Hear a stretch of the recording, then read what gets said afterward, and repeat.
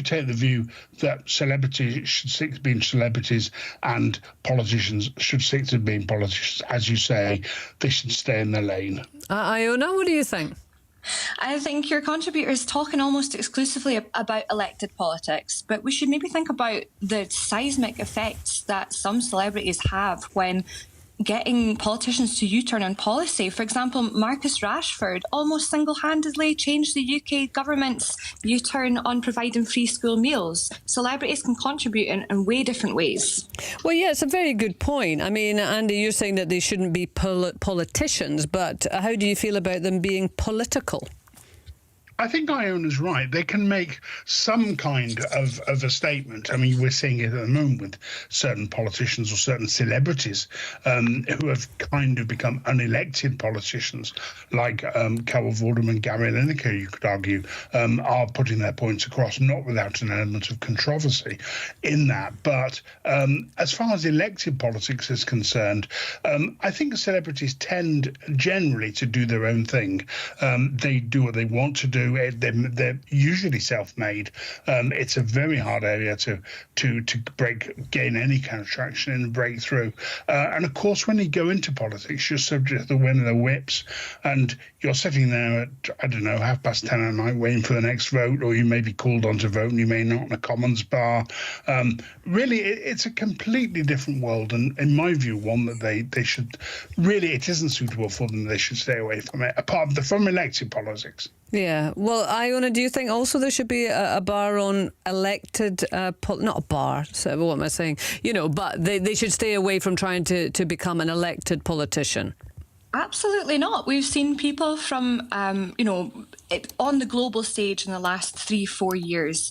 Vitaly Klitschko has been mayor of Kyiv and head of the Kyiv city administration since, 2014? And he's guided the city throughout a pandemic, a war, through a hugely difficult time. He's Zelensky? Zelensky himself worked in comedy and acting. The issue here is when figures and celebrities aren't tied to contracts and are acting as free agents, I don't think there's an issue, because they can offer a different perspective when they go on debate night or Question Time or whatever. Many of the celebrities we see today are indeed Nepo babies, I'll give you that. But some aren't. Some come from abject poverty. They weren't born into a political class. They come from a host of different backgrounds. And I think their perspective is important to listen to. I wonder if they can also, though, unduly influence an electorate. So I'm thinking Donald Trump, who arguably has got to where he has in politics because of his position on The Apprentice, where, he was a very, very well-known figure in the States for a long time. And I think most people would agree that added to his political kind of weight. Do they potentially confuse an electorate who will follow them because of their fame and celebrity as opposed to what their political views are? I mean, absolutely. I don't think so. No? My view is that I don't think the electorate are, frankly, that stupid. They can see when somebody is a celebrity. They can see when somebody is a politician. Indeed, I think people like put my teeth back in, Eddie Izzard are attempting to be politicians and saying we are celebrities. That's the reason you need to vote for us. So I don't think people are confused. I think people can see the difference between the two, and the difference is I think, quite a substantial one. Yeah. What do you think, Iona? I mean, even celebrities that don't want to run can have these seismic effects as sort of political macro influencers. Back in 2018, I remember when Taylor Swift came out in support of the Democrats and not in support of Trump. And within 2 days, more than 169,000 people registered to vote. I think that's incredible, because it's getting people engaged. It's getting Swifties engaged. Whether they voted in the way that she wanted them to, who knows? But in this day of age, I'm not even sure Taylor Swift could manage to get the UK government to drop some of their policies. But wouldn't it worry you that a lot of these people who suddenly became engaged in politics were being engaged because they were huge fans of Taylor Swift? And so if Taylor says it's a good idea, we think it's a good idea. I mean, if there's a will, there's a way. The more people that's engaged in politics, the better. Yeah, but would you feel the same for all politicians? I mean, would you feel the Absolutely. same about Donald Trump?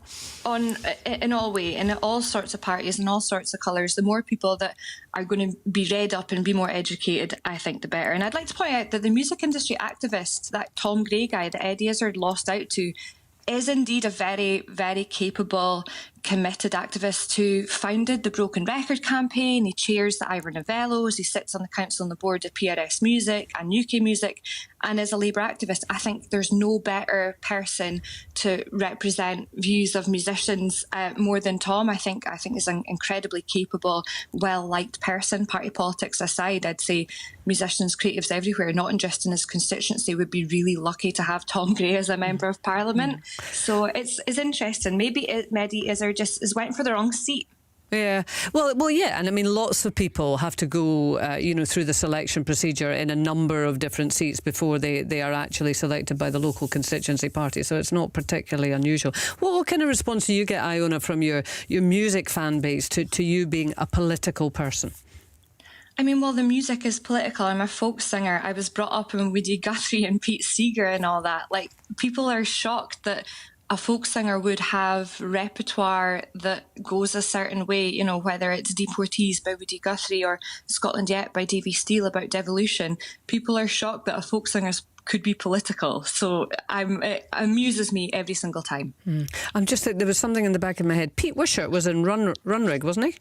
Yes, yeah, Kevin Brennan. They have a little band called MP4. I think it's really sweet. It's really nice that goes on. Yeah. And Andrew, the great irony of all this is that there's lots of politicians who seem to want to become celebrities. Of course, we had Nigel Farage, who was just in the jungle, Matt Hancock before. Arguably, Boris Johnson has celebrity status. So are you equally uncomfortable when it goes the other way? Well, I think it's far easier for politicians to become celebrities than it is for celebrities to become politicians. And you're absolutely right, of course, that some of these people have become household name figures in their own right. But I think politics is a serious profession, and it should be about serious purpose. It was interesting, incidentally, to hear that Iona mentioned Pete Seeger and Woody Guthrie there, who, of course, are long-time members of the American folk tradition, going back to way into the last century, and made some remarkable music. Folk does have a tradition of protest, but neither of them, I think it's fair to say, were elected politicians. I could hear the catch in your voice, Iona, but we'll kind of leave that there just now. Thank you very much indeed. I'm sure lots of people will have their thoughts on that. That's Andrew Collier, political commentator and singer-songwriter, Iona Fife. On BBC Scotland and iPlayer.